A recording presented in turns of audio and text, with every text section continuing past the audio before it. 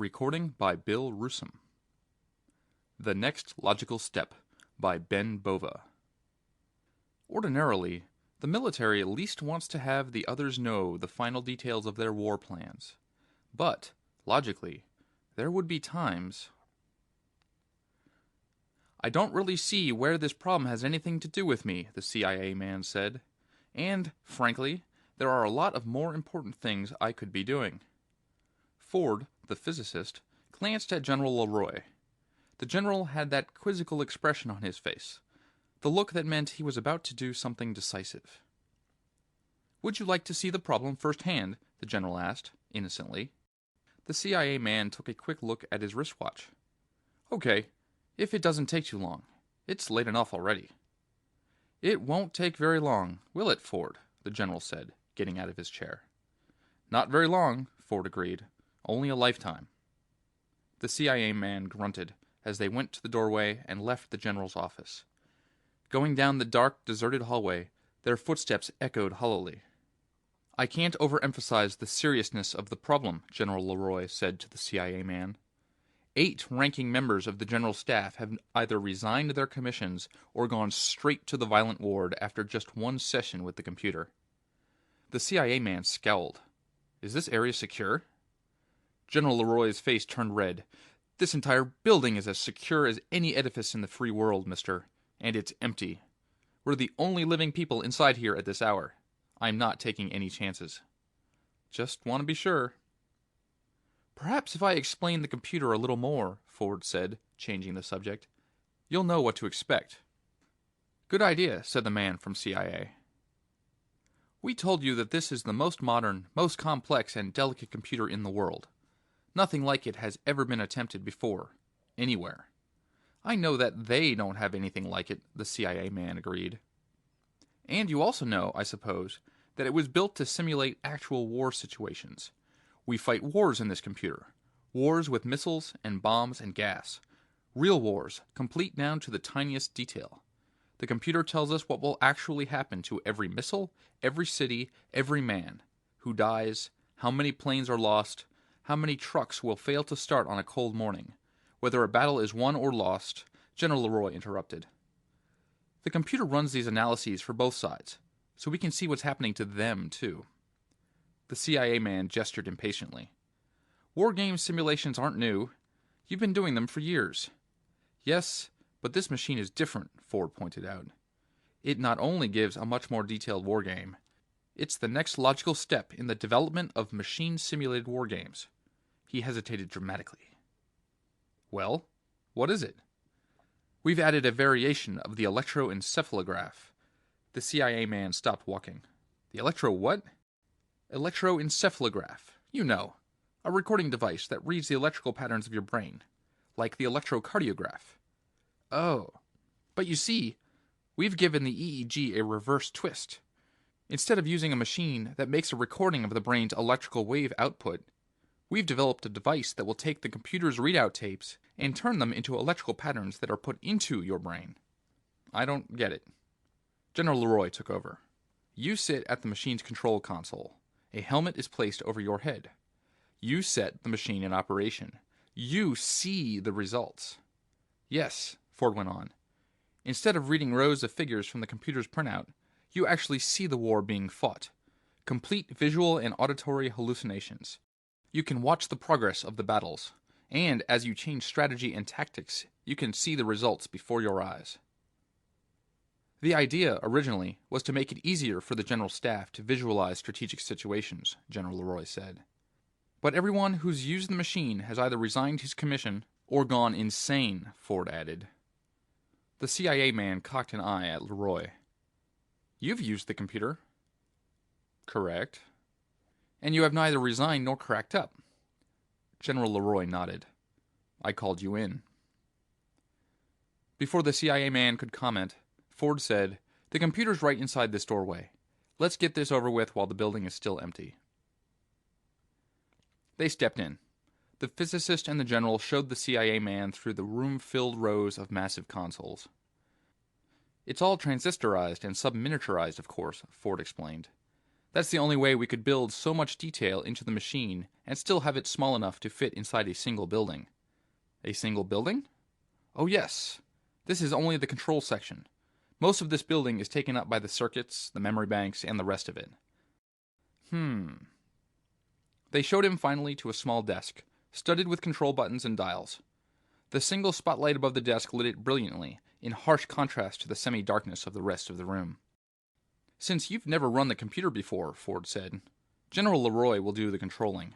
You just sit and watch what happens." The general sat in one of the well-padded chairs and donned a grotesque headgear that was connected to the desk by a half-dozen wires. The CIA man took his chair slowly. When they put one of the bulky helmets on him, he looked up at them, squinting a little in the bright light. This isn't going to, do me any damage, is it?" "My goodness, no," Ford said. "You mean mentally? No, of course not. You're not on the general staff, so it won't affect you the way it did the others. Their reaction had nothing to do with the computer, per se." "Several civilians have used the computer with no ill effects," General Leroy said. "Ford has used it many times." The CIA man nodded, and they closed the transparent visor over his face. He sat there and watched General Leroy press a series of buttons, then turn a dial. "Can you hear me?" The general's voice came muffled through the helmet. "Yes," he said. "All right, here we go. You're familiar with Situation 121? That's what we're going to be seeing." Situation 121 was a standard war game. The CIA man was well acquainted with it. He watched the general flip a switch, then sit back and fold his arms over his chest. A row of lights on the desk console began blinking on and off. 1, 2, 3. Down to the end of the row, then back to the beginning again. On and off. On and off. And then, somehow, he could see it. He was poised incredibly somewhere in space, and he could see it all in a funny, blurry, double-sided, dreamlike way. He seemed to be seeing several pictures and hearing many voices, all at once. It was all mixed up, and yet it made a weird kind of sense. For a panicked instant, he wanted to rip the helmet off his head. "It's only an illusion," he told himself, forcing calm on his unwilling nerves. Only an illusion. But it seemed strangely real. He was watching the Gulf of Mexico. He could see Florida off to his right, and the arching coast of the southeastern United States. He could even make out the Rio Grande River. Situation 121 started, he remembered, with the discovery of missile-bearing enemy submarines in the Gulf. Even as he watched the whole area, as though perched on a satellite, he could see, underwater and close up, the menacing shadowy figure of a submarine gliding through the crystal blue sea. He saw, too, a patrol plane as it spotted the submarine and sent an urgent radio warning. The underwater picture dissolved in a bewildering burst of bubbles. A missile had been launched. Within seconds, another burst, this time a nuclear depth charge, utterly destroyed the submarine. It was confusing. He was every place at once. The details were overpowering, but the total picture was agonizingly clear. 6 submarines fired missiles from the Gulf of Mexico. 4 were immediately sunk, but too late. New Orleans, St. Louis, and 3 Air Force bases were obliterated by hydrogen fusion warheads. The CIA man was familiar with the opening stages of the war. The first missile fired at the United States was the signal for whole fleets of missiles and bombers to launch themselves at the enemy. It was confusing to see the world at once. At times, he could not tell if the fireball and mushroom cloud was over Chicago or Shanghai, New York or Novosibirsk, Baltimore or Budapest. It did not make much difference, really. They all got it in the first few hours of the war, as did London and Moscow, Washington and Peking, Detroit and Delhi, and many, many more. The defensive systems on all sides seemed to operate well, except that there were never enough anti-missiles. Defensive systems were expensive compared to attack rockets. It was cheaper to build a deterrent than to defend against it. The missiles flashed up from submarines and railway cars, from underground silos and stratospheric jets. Secret ones fired off automatically when a certain airbase command post ceased beaming out a restraining radio signal. The defensive systems were simply overloaded, and when the bombs ran out, the missiles carried dust and germs and gas, On and on. For 6 days and 6 fire-lit nights. Launch, boost, coast, re-enter, death. And now it was over, the CIA man thought. The missiles were all gone. The airplanes were exhausted. The nations that had built the weapons no longer existed. By all the rules he knew of, the war should have been ended.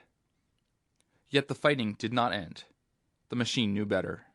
There were still many ways to kill an enemy. Time-tested ways. There were armies fighting in 4 continents. Armies that had marched overland, or splashed ashore from the sea, or dropped out of the skies. Incredibly, the war went on. When the tanks ran out of gas, and the flamethrowers became useless, and even the prosaic artillery pieces had no more rounds to fire, there were still simple guns and even simpler bayonets and swords. The proud armies, the descendants of the Alexanders and Caesars and Temujins and Wellingtons and Grants and Rommels, relived their evolution in reverse. The war went on. Slowly, inevitably, the armies split apart into smaller and smaller units, until the tortured countryside that so recently had felt the impact of nuclear war once again knew the tread of bands of armed marauders. The tiny savage groups, stranded in alien lands, far from the homes and families that they knew to be destroyed, carried on a mockery of war, living off the land, fought their own countrymen if the occasion suited, and revived the ancient terror of hand-wielded, personal, one-head-at-a-time killing. The CIA man watched the world disintegrate. Death was an individual business now, none the better for no longer being mass-produced. In agonized fascination, he saw the myriad ways in which a man might die. Murder was only one of them. Radiation, disease, toxic gases that lingered and drifted on the once innocent winds. And, finally, the most efficient destroyer of them all, starvation. 3 billion people, give or take a meaningless 100 million, lived on the planet Earth when the war began.